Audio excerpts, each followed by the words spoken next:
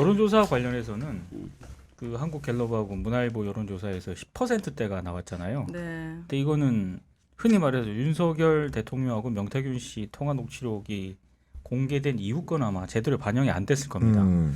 그래서 저 개인적으로는 이제 국정 수행이라든가 대통령에 대한 지지도 조사는 이 정도 데이터가 나오면은 10%대면은 큰 의미는 없다고 봐요. 그래서 여론조사도 이제 기간도 질문 항목을 좀 바꿔야 된다고 생각을 해요. 질문 한번 바꿔야 된다. 네. 어떻게요? 그러니까 대통령을 김경진 의원이 앞에 계셔서 대단히 죄송한데 대통령을 뭐 어떻게 해야 되느냐, 이를테면 뭐 탄핵, 하야, 뭐 개헌, 임기 단축 이런 게 필요하다라고 보느냐, 이렇게까지도 저는 나아가야 될 지금 상황이 됐다. 항목이 필요하다. 왜냐하면 그렇게 하지 않으면은 오늘 아까 김경진 의원님도 말씀하셨잖아요. 이게 태도라든가 이런 게 상당히 중요한데 오늘 정진석 대통령 비서실장이 국회 나와서 한 발언을 보면 아, 이거는 전혀 태도 변화가 없다. 뭐 정치적으로 법적으로 아무 문제 없다는 상식적으로. 상식적으로도 저런 대답을 기대하지는 않았을 거거든요. 그러니까 왜 저렇게 좀 기대하는 바와 전혀 다른 맥락에서 대답을 할까라고 하는 거는 뭐 일단 표면적으로는 전혀 지금 국민들의 어떤 부정적인 여론을 좀 못 읽고 있는 것 같다라는 게 이제 표면적인 이유일 것 같고, 제 생각으로는 이게 구체적으로 어떤 사안에 대해서 해명이라든가 입장을 내려면은 당사자한테 일단 이게 어떻게 된 일이냐고 물어봐야 되잖아요. 충분히 듣고. 네. 근데 지금 그런 상황이냐, 용산이 그런 상황이 안 되기 때문에 자꾸 저런 답변이, 엉뚱한 답변이 나오는 게 아닌가 이런 생각이 좀 듭니다. 아니 근데 왜 비서실장이 대통령한테 물론 물어보고 얘기했겠죠? 네, 자기 그렇죠. 당연히 상상으로 그랬죠. 예. 이런 말을 했을 것 같지는 않거든요. 그러면 대통령 대신해서 입장을 밝혔다는 얘기가 되는 거잖아요. 그럼 대통령이 아무 문제 없다고 생각한다는 뜻이잖아요. 그 말은. 이게 어떻게 아무 문제 없다고 생각하는 게, 이런 식으로 입장이 나와버리면 나중에 가면 이것도 네. 다시 수정하려면 더 힘들거든요. 이전에 나왔던 입장에 다 뒤집히고 있는 상황이잖아요. 이게 언제까지 이런 식으로 할 거냐. 차라리 오늘 비서실장이 나오는 상황이었다고 하면 제가 내용은 잘 모른다.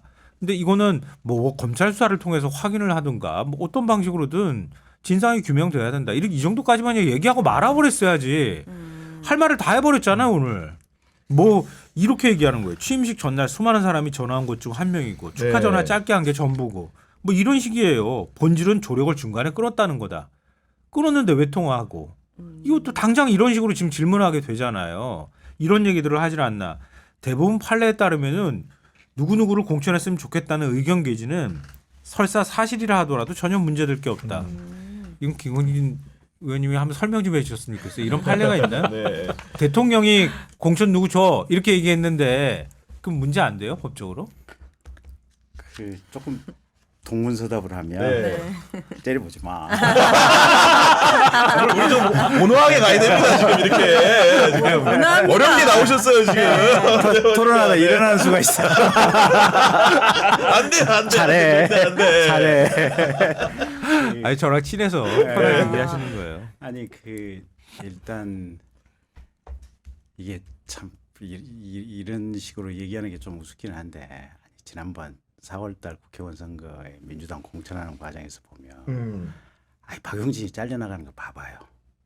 이재명 당대표 같은 경우는 본인의 대선 가도에서 단 한치의 정적이라도 될 만한 사람들은 수단과 방법을 안 가리고 다 날렸잖아. 어떤 사람은 컷오프로, 어떤 사람은 여론조사로, 어떤 사람은 뭘로, 각각의 어떤 그 반영 비율이나 이 프로세스를 달리해서 다 날려버렸잖아요. 보면 이거는 어제 윤석열 대통령 요건은 어제 나온 녹취록도 뒤에 꼬다리 부분이 뒷부분이 있잖아요. 보면. 뒷부분에 네. 그 뭐라고 돼 있더라. 당에서 말을 잘 안 듣는다든가. 말이 많다 뭐 이런 취지였던 당에서- 것 같아요. 예. 그러니까 뜻대로 쉽게 그냥 한 방에 안 된다는 뜻이에요. 이게 보면. 근데 그게 녹취가 돼서 나왔다면 그런 전화 통화한 건 맞겠지. 맞는데 이게 첫째는 이게 기본적으로 대통령이라고 하는 게 정치인이잖아요, 보면. 그리고 박근혜 대통령이 그때 대통령으로서 정치 개입을 했다고 실형 2년을 받은 거는 사안이 저런 거예요. 그 현기환 정무수석 통해 가지고 친박계 의원들의 여론조사를 했다는 별도로 거죠. 네. 했었잖아요. 그래서 경쟁력 한 다음에 그 돈은 여론조사한 돈은 국정원에서 끌어다가 했다는 거 아니에요, 보면. 그래서 이걸 판단한 다음에 리스트를 아예 만들어 가지고 저기다 줬다는 거 아니에요, 보면. 그래서 지금 대통령이 이 정도 하면 공천 개입해서 공무원이 국가 공무원이 공천 개입한 것이다, 정치 개입한 것이다, 이렇게 유죄 판결이 나왔잖아요.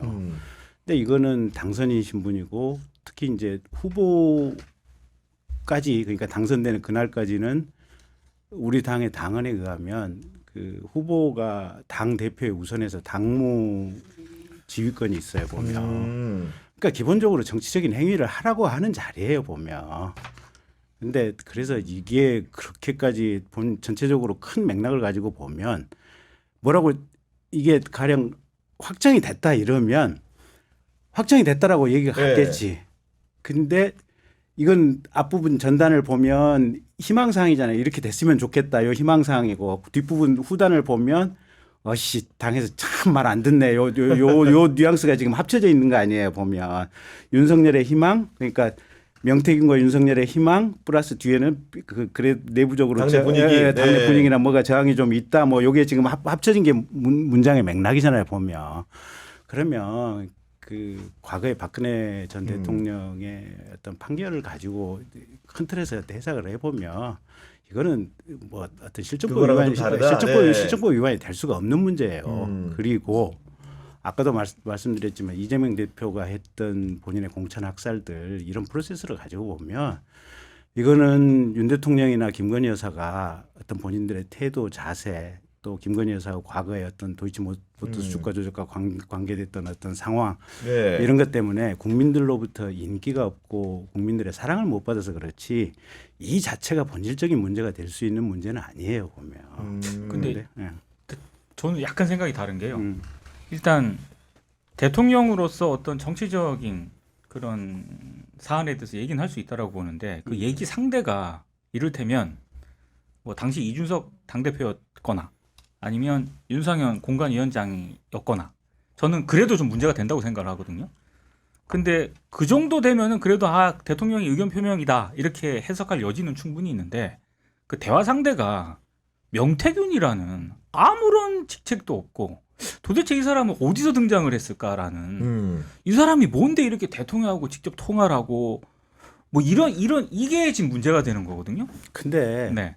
통화가 많으면 그러니까 이제 국민들 입장에서 보면 우리 김성환 평론가 비웃는 표정이 역력하다. 내심에 대화하시는 거 아니죠 지금? 아니 통화를 안 하면 소통이 안 된다고 그러고 통화를 잘하면 이게 도대체 무슨 듣보하고 대통령 당선이 통화까지 하냐고 그러고. 근데 이제 전체적인 맥락이 아까 이제 김성환 평론가 지적한 대로 전에 뭐 경선 때까지만 알았다라고 하는 그 전에 대통령실의 말씀이 지금 요건을 가지고 보면 이제 맥락적으로 배치되는 거 아니에요, 보면. 이제 그런 문제는 분명히 있는데 해명과 다른 부분은 이제 그런 문제점은 분명한 것 같아요. 근데 분명히 있는데 어쨌든 지금 뭐 대선 캠프에서 명태균 씨가 무슨 직함을 받았다는 거 아니에요, 보면. 나 어느 기사에서 봤어. 이건 내가 공식적으로 확인하는 게 아니고 어디 기사에서 봤어. 기사에. 근데 그 기사 만약에 사실이 맞다면 캠프에 있었던 사람하고 그리고 실제로 뭐 어떤 동기에서인지는 모르겠지만 명태균 씨가 뭐 자기 나름대로 여론조사 뭐 많이 해가지고 뭐 대통령 보고했다는 거 아닙니까? 뭐 그러네. 보고도 하고 알려주고, 조언도 했다는 그런 거 정황들이 아니에요? 있죠. 뭐 그런 사람하고 통화를 했다. 그러면 이 사람이 무슨 학벌이 낮아서 문제예요? 아니면 뭐 도대체 뭐가 문제야? 그럼 만약에 입장을 바꿔서 이재명 대표가 대통령이 됐습니다. 당선인이 되기 하루 전날 민간인과 통화를 하고 이재명 대표의 부인이 뭔가 이 모든 것들의 최고 권력의 한 자리를 차지하고 있다라는 어떤 이런 통화 내역이 공개가 된다면 국민의힘 입장에서도 이거는 별 문제 없다 이렇게 얘기할 수 있을까요? 아니 그때 그 순간에 그러니까 이제 이게 논란이 되고 있는 지금 이 시점을 가지고 지금 이 시점은 대통령 부부가 인기가 없다 보니까 그래서 논란이 이제 커지는 거고 논란이 되는 거고 이게 대통령 부부가 지지율이 높고 뭐 이렇게 인기가 있으면 대통령 인기가 있으면 그냥 붙여 넘어갈 문제예요. 아니 뭐 그 정도 통화에 할 수 있지. 대통령의 본질이 정치고 정치적인 행위를 할 수 있는 거지. 정치적인 공직이지. 그래서 대통령도 그렇고 도지사도 그렇고 저기 다 당적을 가지고 있는 거 아닙니까? 뭐 민주당이든 국힘이든. 그리고 심지어는 민주당 출신의 가령 뭐 경기도지사 있잖아요. 민주당 출신의 경기도지사는 가령 경기도당하고 당정회의를 할 거예요. 하잖아요. 뭐 그럴 수 있겠죠 당연히. 아주 주기적으로 할 거예요. 틀림없이.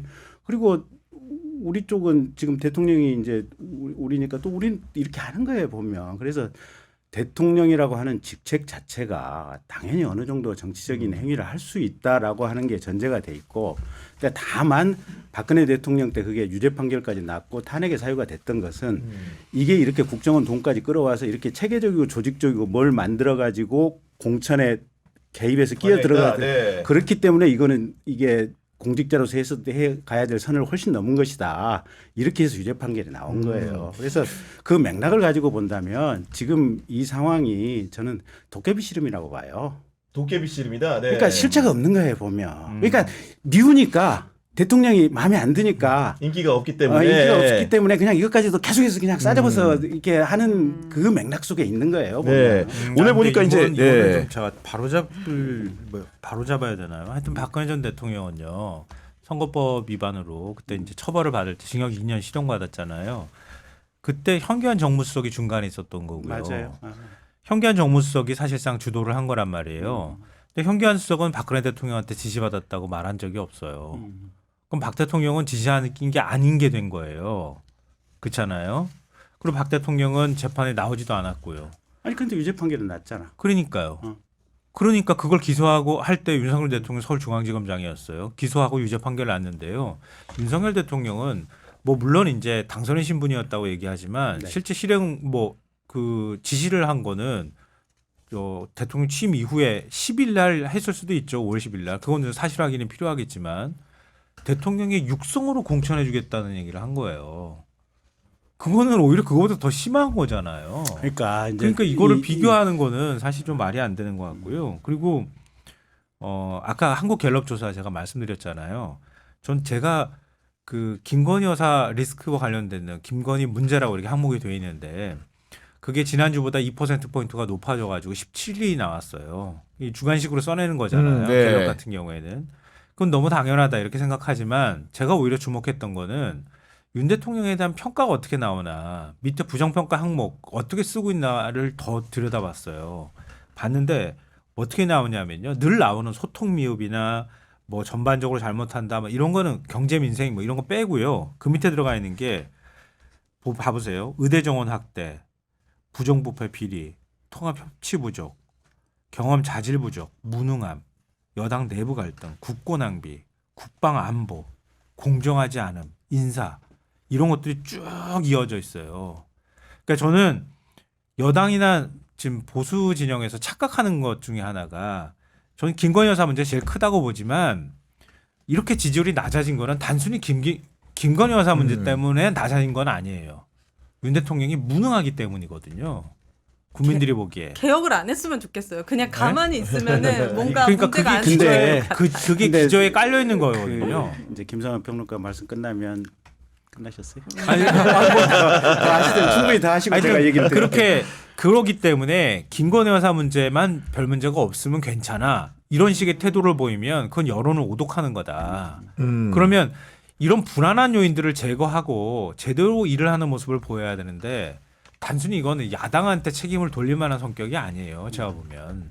무능하다고 하는 평가를 받는 거는 결국 윤 대통령 스스로 자초한 것들이 너무 많은 거예요. 그러니까 이건 단순히 어떤 한 요인의 문제가 아니라 굉장히 복합적인 지지율이 나오고 있는 것이다. 이렇게 지금 해석하는 게 맞는 것 같고요. 그리고 김건희 여사 문제는요. 이거는 그러니까 이렇게 악화시킨 거는 대통령 스스로 한 거예요. 그렇잖아요. 누가 만들어 놓고 민주당이 이재명 대표 방어하기 위해서 이거를 만들어낸 게 아니잖아요. 지금까지 김건희 여사 리스크 물론 아까 이제 대선 기간 동안에 나왔던 의혹 그게 김건희 여사한테 이미지를 나쁘게 만드는 요인이었다 이렇게 말씀하시는데 저는 개인적으로 동의해요. 그러니까 그거는 사실 확인도 아직 안 됐기 때문에 그 음. 적절한 공세였는지에 대해서는 전 좀 회의적인 시각은 갖고 있는데요. 그 외에 도이치 사건이나 뭐나 검찰하고 대통령하고 한꺼번에 같이 추락하는 모양새가 지금 나오고 있잖아요. 그러니까 그 모양을 그런 모양이 나올 때까지 대통령은 적절한 시기에 명확한 입장을 밝히지 않았어요. 그리고 그리고 지금 오늘 정진석 비서실장이 하는 얘기도 이거 패밀리 비즈니스예요. 대통령 얘기한 거랑 똑같아요. 아니 국민들이 패밀리 비즈니스 하라고 대통령 뽑아준 건 아니잖아요. 대통령 뽑아준 거지 대통령 부인을 뽑아준 건 아니잖아요. 근데 김건희 여사 문제는 오늘 정진석 비서실장도 언제까지 개입을 했다, 언제까지 명태균 씨랑 통화를 했다, 뭘 어떻게 했다, 가타보다 말을 안 해요. 그러니까 이거를 그냥 둔 상태에서 아무리 윤석열 대통령이 입장을 밝히면 뭐합니까? 결국은 특검 외에는 달리 방법이 없게 윤 대통령 스스로가 만들어놨다고 저는 생각해요. 이제 끝나신 것 같아요. 김성환 평론가님 말씀이 지금 투 파트예요. 하나는 그냥 미움을 받는 게 아니고 실제로 국정에서 성과를 누린 게 전혀 그런 없다. 미진한 부분들이 실제로 국정에서 대단히 무능하다. 그렇기 때문에 평가가 낮는 거다. 그다음에 두 번째는 김건희 여사 관련해서도 실제로 여러 가지 문제점들이 있다. 이 두 가지 포인트인데 우선 전반기 쪽 실제 국정에 있어서 성과가 없다. 아니에요. 일단 물론 이제 대한민국이 유구한 정권하고 상관없이 우리 사회가 가지고 있는 포텐셜이 있어요. 이렇게 드높은 학력, 이렇게 뜨거운 열정, 이 포텐셜 때문에 사실은 민주당 정권이건 뭐 국민의힘 정권이건 간에 이제 우리가 이제 성장해서 가는데 어쨌든 윤석열 정부 들어와서 방산산업 수출 대단히 늘어났지. 그다음에 원자력 지금 체코도 뭐 잠시 일시정지했다가 아마 그게 다시 뭐 기각됐다는 취지로 알려져 있더라고요. 그래서 원전 수출했지. 지금 인공지능 시대 들어와서 전 세계가 지금 전기 부족 때문에 난리인데 이게 오히려 원자력 생태계 다 살리자고 이제 거의 세계 모든 나라들이 지금 그쪽 방향으로 가고 있잖아요, 보면. 그러면 전 정부에서 잘못된 방향으로 갔던 거 되돌려놨지. 그 전에 문재인 정부 때 가령 노동조합 같은 경우, 가령 광주의 기아자동차 노동조합 같은 경우는 그 아들들 그대로 그냥 세습해서 고용이 이어졌잖아요. 건설노조나 화물노조 이게 뻑하면 그냥 현장 세우고 이게 부두 마비시켰잖아요. 근데 윤석열 정부 들어와서 다 이런 것들 하나씩 정리했잖아요, 보면. 그리고 의료 문제도 사실은 지금 현재 대학병원의 응급실에서 뺑뺑이 문제 고개 컸는데 역설적으로 지금 윤석열 정부 들어와서 이걸 밀어붙이는 윤 대통령이 밀어붙이면서 이 과정 속에서 어떤 긍정적인 효과가 생겨났냐면 병원의 의료 체계가 원래 예상했던 의료 체계에 그대로 돌아가고 있다는 거 아니에요. 대학병원 함부로 오지 말고 동네에 있는 중국병원, 개인 병원에서부터 하나씩 순찰을 밟아와라. 그게 정상적으로 설계했던 의료 체제 아니에요, 보면. 근데 이제는 응급실, 옛날에는 대학병원에 입원하려고 응급실에 가라고 환자들 많이 갔었잖아요. 실제 뭐 여기 계신 분들도 뭐 그런 편법들 주변에 쓴 사람들이 있을 거예요. 이제는 안 된다는 거 아니에요. 그래서 지역에 있는 중국 병원들, 그 이전에 동네 개인 병원들이 그 순서 그대로 밟아가는 시스템으로 이제는 정상화가 됐다는 거 아니에요, 보면. 그래서 윤석열 대통령 이후에 사회가 정상화되고 수출도 문정부 후기부터 중국에 이게 수출 적자나기 시작했었거든요. 근데 다시 무역도 지금 최근에 정상화가 됐어요, 이게. 그리고 중국과 어떤 기술 격차도 다시 벌어지기 시작했고, 그건 물론 우리의 힘보다는 미국이 중국을 강하게 밟아주기 때문에 그 쓰리쿠션 반사 효과로 우리한테 온 거지만 큰 틀의 외교적인 맥락은 윤석열 정부가 미국과 이게 함께 가는 이 전략이 잘 맞아 떨어졌기 때문이라고 그렇게 해석할 수도 있어요. 뭐 아전인수가 될 수도 있지만 어쨌든 큰 틀의 맥락은 윤 정부 들어와서 정책적으로 잘 가고 있는 게 되게 많아요. 근데 문제는 뭐냐면 나 같은 사람을 안 써주다 보니까 국민들 귓속에 머릿속에 속속들이 홍보가 안 되는 거야. 출산율 같은 경우도 요새 조금 반전이 된다는 거 아니에요, 보면. 그래서 이게 우리 오연혜 씨는 지금 황당한 표정이지만 이게 윤 정부 들어와서 의외로 우리가 인식하지 못하고 주목은 안 하지만 생각보다도 많이 개선이 되고 좋아진 섹터들이 상당히 여기저기 있어요. 근데 국민들은 거기에 대해서는 주목 안 하고 윤 대통령이 검사 출신에다가 이게 덩치가 큰 양반이 이렇게 다니잖아요. 그다음에 이건 내 신념이 오르니까 밀어붙여야 돼. 여기에 대한 이 믿음 그 미움과 필링이 태도에 대한, 그 예. 태도에 대한 미움과 미움의 어떤 필링이 꽂혀 있는 상태에서 김건희 여사와 관련해서 윤석열 대통령이 그 전에 주장했던 공정의 문제가 깨졌다라고 국민들이 그렇게 보면서 지금 이 지지율이 추락하고 지금 이 상태까지 왔는데 저는 큰 틀의 맥락을 가지고 보면 뭐 윤 대통령이 뭘 그렇게 잘못했어? 뭐 이 정도 국정하면 준수하게 국정 수행 잘하고 있는 거지. 저는 그렇게 봐요. 저는 한 말씀만 드리면 많은 부분 아니 상당 부분에 있어서 일단 의원님 평가에 동의를 못 하고요. 하지 마세요. 아니 그래서 그 부분에 또 얘기를 하면은 뭐 얘기가 좀 확산이 되니까 다만 이제 저는 이른바 그 명태균 파문 네. 이거는 또 여러 가지로 좀 문제가 저는 심각하다고 보는데 집중해서 좀 얘기를 해봐야 됩니다. 지금 저희가. 예. 근데 그 집중하지 마. 심각한 것 중에 하나가 일단 여러 갈래의 문제점이 있잖아요. 근데 일단 명태균 씨가 여론조사를 많이 했잖아요.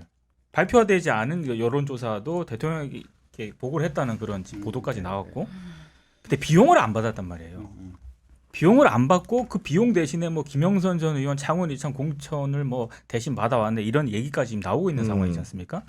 그러니까 국민의힘에서도 자체 조사를 했는데 뭐 미래한국연구소라든가 이런 쪽에 여론조사와 관련한 비용을 집행한 그게 없어요. 그러면은 비용을 받지 않고 만약에 김영선 전 의원의 뭐 공천이라든가 이런 게 됐다면 그리고 취임식 전에 저런 통화를 통해 가지고 또 대통령이 저런 어떤 대화를 했다면 명태균 씨랑 저는 그 자체로 뭐 정치자금법은 물론이고 만약에 저게 어떤 비용 문제와 결부가 돼 가지고 가면은 이게 약간 뭐 뇌물 이런 쪽으로도 충분히 갈 수 있는 여지가 있다고 보거든요. 그러니까 한마디 문제가 드릴까요? 매우 심각한 거죠. 한마디 드릴까요? 네네.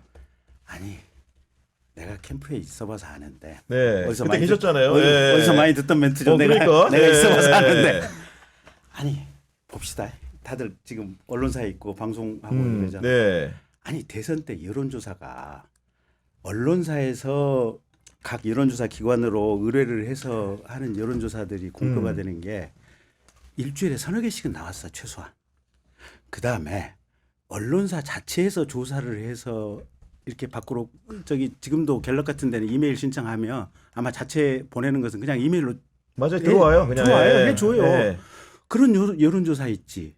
그 다음에 우리 당에서는 여의도 연구소라는 이 비밀 병기가 있잖아요. 거기서 또 조사를 하잖아.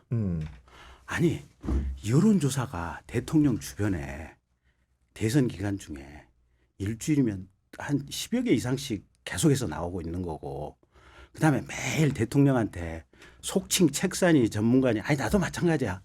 아니 페이퍼 써가지고 그 PDF로 변환시켜 보고했겠죠. 보냈겠죠. 예. 보내지. 예. 근데 대부분 만날 시간 없으니까 이제 텔레그램으로 해서 문자 그냥 주고받고 두 개 붙었는가 체리 따고 오고 막 그런 거죠. 그러니까. 뭐 그런 거지 뭐 예. 어쨌든 아이 그거 대통령 후보가 하루에 몰려드는 문건만 해도 100개 이상이 될 텐데 명태균이가 한 그 여론조사가 무슨 대통령 의미한테 무슨 의미가 있을까요?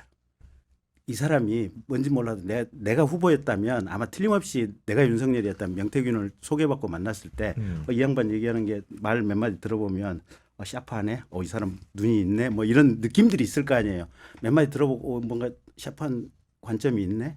그러면 주기적으로 만나서 이 사람 얘기하는 거 좀 들어봐야지. 뭐 이 정도 느낌이었겠지. 그게 무슨 그 사람한테 여론조사를 대통령 후보가 의뢰를 해가지고 뭘 한다? 아무 짝이 없는 의미 없는 얘기들이에요. 네. 그래서 그걸 가지고 이게 뭐 대통령이 돈을 안 주고 뭐 여론조사를 시켰으니까 무슨 사전 뇌물이네 만에 아이 돈 무슨 그런 조사를 아니, 아니, 그러니까 제 네. 말은 캠프 차원이건 네. 윤석열 캠프 차원이건 아니면 국민의힘 차원이건 공표 여론조사든 발표되지 않은 여론조사든 여론조사를 일단 의뢰를 할 거 아닙니까? 아니 그러니까 명태균한테 네. 여론조사를 공개적으로 의뢰했을 리가 없고 이건 틀림없이 명태균이가 뭔지 몰라도 이게 거대 당의 지금 대통령 후보잖아요. 보면 1등을 달리는 대통령 후보잖아요. 네. 대통령 후보니까 이 후보한테 뭔가 전략을 짜기 위해서 자기 나름대로 뭔가 뭐 좌표나 각을 잡아야 될 거 아니에요. 그럼 지가 말하려고 그걸 했겠지. 그걸 대통령한테 여론조사를 가지고 근데 그거 아니어도 여의도 연구원에서 얼마만큼 냉철한 여론조사들이 많이 오는데 아니 그러니까 여러 그게 개가 무슨 의미가 있는데 있어요? 대선 당일에까지 네. 미래한국 연구소가 실시한 공표되지 않은 여론조사가 윤석열 캠프 공식 테이블에 논의까지 됐다는 그런 아니, 사실 확인까지 나왔잖아요. 그 신용윤 교수 말은 예. 난 그분 말씀이 어디까지 그분도 본인 말씀이 저기 자기 하드디스크에 있었다 뭐 이런 내용이 회의 자료로 존재한다는 거죠. 그러니까 네. 근데 어쨌든 간에 본인 그분 외에는 지금 다른 분은 지금 없는 상황이고 거기다 그분 또 지금 민주당으로 출마까지 하려고 했었던 그런 맥락적인 흐름도 있고 중요한 거는 그 신용 교수 증언이 아니고 캠프 입장에서 보면 아니 훨씬 더 신빙성 있는 여의도 연구소, 갤럽, 뭐 리얼미터, 코리아 리서치, 한국 리서치 뭐 이런 여론조사들이 뭐 엠브레인 퍼블릭 뭐 네 개 기관 동시 공동조사 뭐 이런 것들이 수없이 밀려 들어오는데 그게 무슨 의미가 있다고 후보가 거기다가 네. 계약을 해서 무슨 네가 여론조사를 해서 나한테 주기적으로 보고를 해라 내가 돈 줄게 뭐 아니면 네가 공짜로 해주면 뭐 해줄게 그런 개념 자체가 있을 수가 없는 거예요 보면. 저는 이제 원초적인 질문 하나 드리고 싶은데 그 캠프 주변에 있고 몸담아 예를 들면 뭐 김웅전 의원 같은 경우에는 명태균 씨의 이름을 익히 들어서 알고 있는 것처럼 방송에서 말을 하던데 의원님 같은 경우에도 대선에 캠프에서 일을 하셨기 때문에 혹시 명태균 씨가 어떤 사람인지 나는 몰랐어요. 전혀 모르셨어요? 예. 그러니까 핵심이 아니라는 뜻이. 그래서 그럴 수 있어요. 그러니까 한 자리 못 하지. 근데 그 이제 경남권에 계셨던 분, 부산 경남권 그러니까 많이 아신다고 하니까 부산 경남권 네. 의원님들은 대체로 명태균 씨 존재를 그 전부터 알고 있었다가 많은 것 같고, 맞아요. 그거 말고 수도권 쪽 사람들은 이제 부산 경남권을 제외한 다른 권역 분들은 명태균 씨 이름 처음 들어봤다 이번 사태. 그게 지금 국힘 내부의 대부분의 얘기인 것 같고, 저도 캠프에 있을 때 명태균 씨 이름을 못 들어봤어요. 근데 저는 다만 그때 이제 작년 10월, 11월 때 혁신위원회 했었잖아요. 그렇죠. 예. 그때 처음으로 한번 들어봤어요. 그런 분이 있다는 거. 이뇨한 위원장이 보니까 만났다는 거 아닙니까 명태균 씨를? 네. 아니요, 그 만나지는 않았을 거예요. 그때 윤상현 의원의 진술에 따르면은 만났고 거기서 명태균 씨가 외교부 장관으로 이준석 대표를 천거했다라는 얘기까지는 윤상현 의원의 육성으로 이제 방송에서 노출이 되긴 됐거든요. 예. 그건 이제 윤상현 의원한테 물어보시고. 네. 근데 어쨌든 저 혁신위원회 할 때 그 즈음에서 명태균이라는 사람의 이름을 들어봤는데 아. 그 전에는 내가 명태균이라는 사람의 이름을 못 들어봤어요. 근데 분명한 것은 명태균이 부산 경남권에서는 꽤나 이게 알아주는 분석가였던 모양이에요. 그러니까 혁신위원회에서도 여러 가지 파트를 논의하는데 그런 전문가 중 일군의 한 사람으로서 아니, 언급이 됐다는 이런 겁니까? 예. 그런 건 아니고 그 어쨌든 윤상현 의원 비슷한 맥락이에요. 그런 맥락으로. 예. 그래서 임 박사님이 저한테 자문을 구하시길래 그냥 가차없이 그냥 이제 연락을 단절하시라. 이뇨한 위원장이 여쭤보시길래 구체적인 내용은 제가 네, 확인할 네. 수는 없지만 이런 처음 들어보는 사람이 접근을 해오려고 했는데 하는 어떻게 할까? 예. 어떻게 대응을 할까? 어쨌을까 한 거네요. 그러니까. 네. 그런 득보를 왜 만납니까? 만나지 마세요.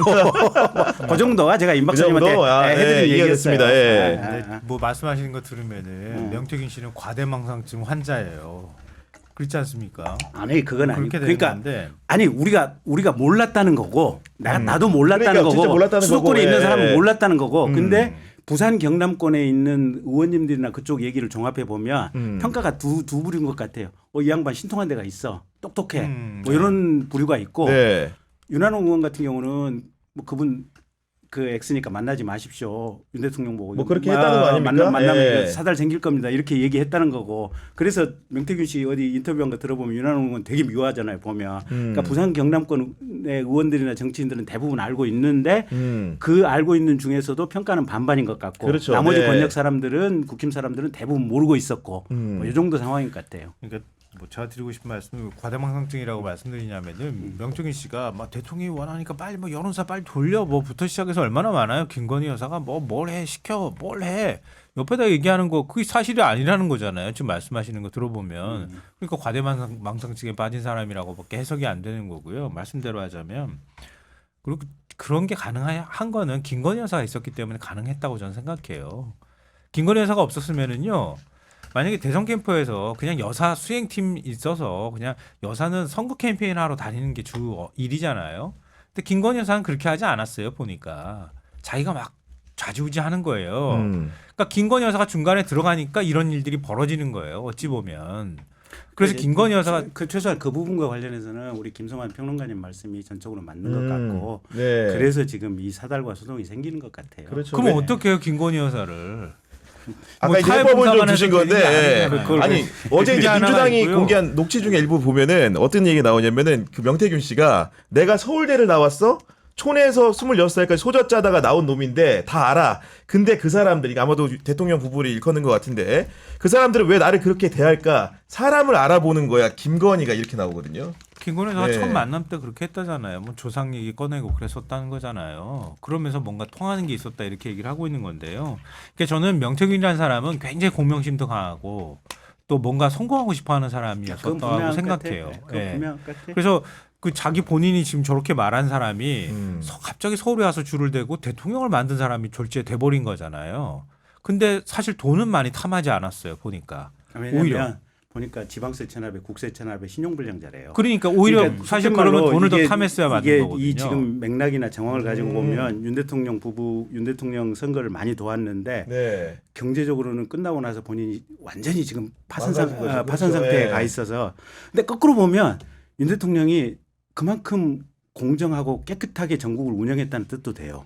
왜냐하면 아니 자기 편 챙겨줘야지. 문재인 아니. 대통령 생각하면 아니 이권 챙겨줘야지 그 정도 했으면. 전 아니, 진짜 김영선- 아니, 저 자꾸- 진짜 궁금한 게 있는데 예, 예. 저는 오늘 정진석 비서실장이 윤석열 대통령이 법적 상식 아무 문제가 없는 녹취였다라는 말에 대해서 네. 이분이 진짜 이렇게 생각해서 이런 말을 했을까라고 저는 솔직히 생각하지 않거든요. 본인이 맡은 역할 때문에 어쩔 수 없이 그렇게 얘기한다고 생각하는데 우리 의원님께서는 국정 운영에 대한 평가, 지금의 발언들이 정말 그렇게 뼛속까지 느껴서 말씀하시는 건지 윤석열 정권이 진짜 그렇게 그 정도는 잘하고 있고 이건 문제가 아니야. 아니면 우리 의원님의 역할이 지금의 자리와 어떤 그 상황이 차갑게 비판을 못할 수밖에 없는 건지.